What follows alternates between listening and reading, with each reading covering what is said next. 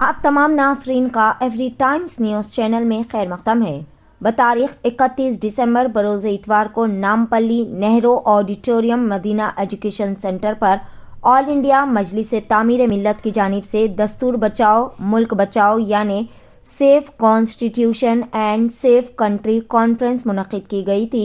All India Majlis Tameer मिल्लत के सदर मोहम्मद ज़ियाउद्दीन नैयर की ज़ेर सदारत में ये कॉन्फ्रेंस मुनक़िद की गई। इस मौके पर मेहमान ख़ुसूसी के तौर पर साबिक़ professor biomedical engineering professor Ram Paniyani और अज़ीज़ पाशा के अलावा शमशाद क़ादरी और दीगर कई सारे उलमाए इकराम और दानिशवरान भी इस मौके पर कॉन्फ्रेंस में मौजूद थे।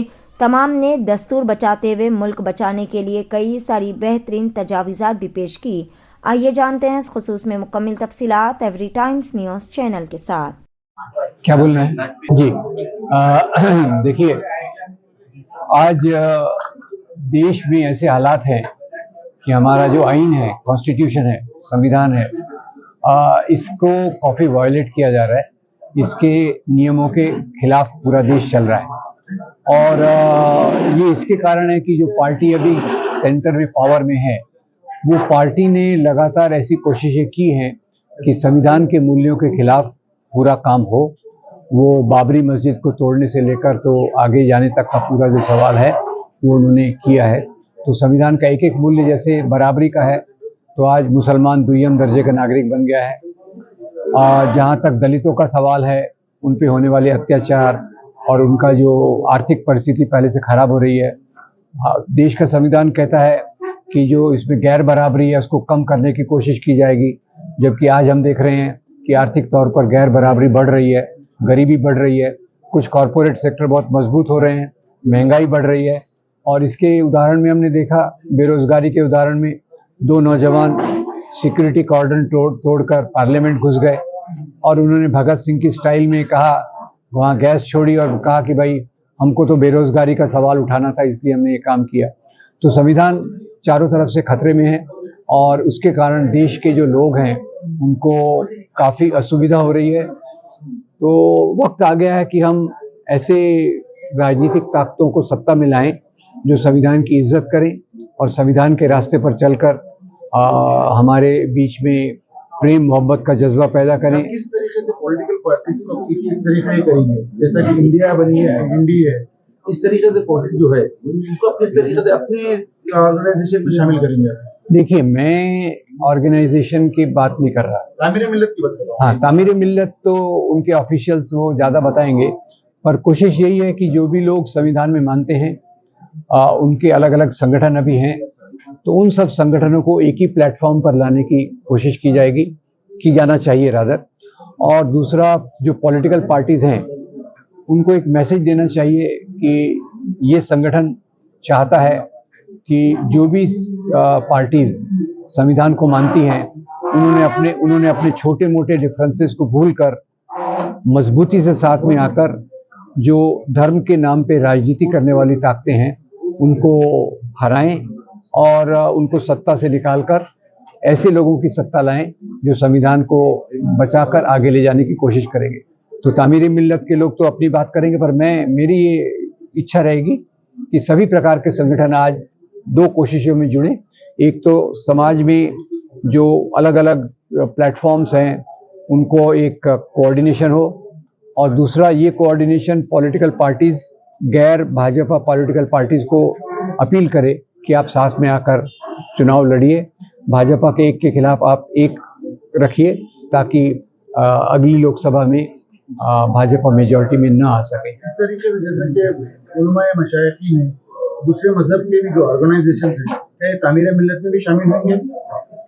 देखिए, मुझे आप तामीर मिल्लत के बारे में ज़्यादा मत पूछिए क्योंकि मैं उनके बारे में ऑफिशियल नहीं हूँ, पर मैं ऐसा उम्मीद करता हूँ, जैसे मैंने आखिर में कहा कि मुस्लिम्स अपने अधिकारों को केवल मुस्लिम्स के रूप में नहीं बचा सकते। मुस्लिम्स के अधिकारों को बचाने के लिए जो व्यापक सेक्युलर समाज है, दूसरी कम्युनिटीज़ के लोग हैं और बाकी लोगों के साथ कंधे से कंधा मिलाकर चलना पड़ेगा।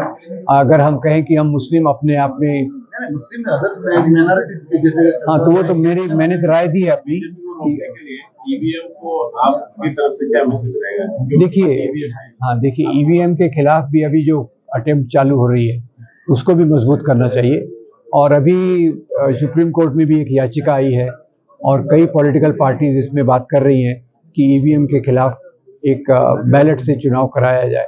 तो एक वो है, दूसरा वीवीपीटी लोगों को मिले और वीवीपीटी के 100% मिले, उसकी भी काउंटिंग हो, तो वो फिर एक दो तरीके उसके। 31 जनवरी को एक इलेक्शन कमीशन को घेरने की बात हो रही है, जी चुनाव करने की बड़ी प्रोटेस्ट हो रहा है, उसमें आपका समर्थन रहेगा? बिल्कुल समर्थन रहेगा। जो भी ऐसे कदम रहेंगे जो ईवीएम मशीन के खिलाफ हैं, जो दूसरे बैलेट पेपर को या वीवीपीटी का सही प्रयोग को लाते हैं, मैं उसको पूरा उनका समर्थन करूंगा। सामने मिल्लत सारे हिंदुस्तान में दस्तूर बचाओ मुल्क बचाओ मुहिम चला रही है। इस सिलसिले में राजस्थान, मध्य प्रदेश में प्रोग्राम का आगाज हुआ है। अभी हैदराबाद, तेलंगाना में प्रोग्राम का आगाज हुआ है आज की इजलास से।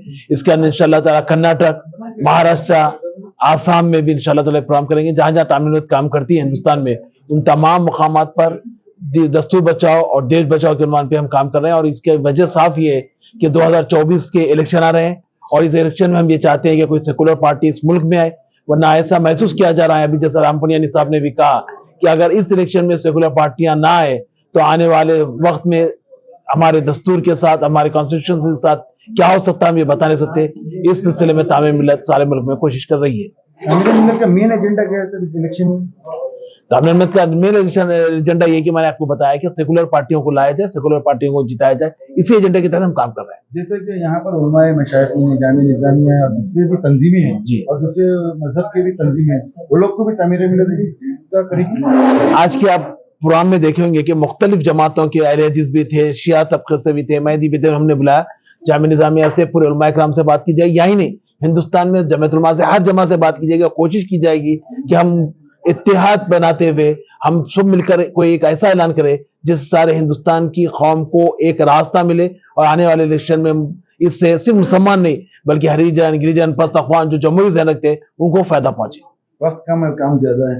हाँ तो बिल्कुल है, अब कर रहे हैं, कोशिश करना हमारा काम है। और इसमें मुझे उम्मीद है कि मीडिया का हमारे साथ मिल जाए तो वक्त के वो नहीं है कि बहुत ज्यादा काम हो सकता है। हज व उम्रा की बेहतरीन खिदमत का भरोसेमंद नाम Al-Hind global services private limited, Saudi Arab और हिंदुस्तान से मंजूर शुदा Al-Hind global services private limited Mecca और मदीना के करीब रिहाइश और हैदराबादी लजीज खाने, मुक़द्दस मुकामात की ज़ियारत, डायरेक्ट फ्लाइट, 15 दिन का पैकेज डीलक्स सिर्फ और सिर्फ 95,000 रुपये और बजट पैकेज सिर्फ 85,000। इसके अलावा लग्जरी ट्रांसपोर्टिंग। उजलत करें, देर ना कीजिए, इस सुनहरे मौके से फ़ायदा उठाएं। Al-Hind global services private limited, first floor, Babu Khan state, Basheerbagh. मज़ीद जानकारी के लिए 9949940160 या फिर 04048549586 पर भी राब्ता कर सकते हैं।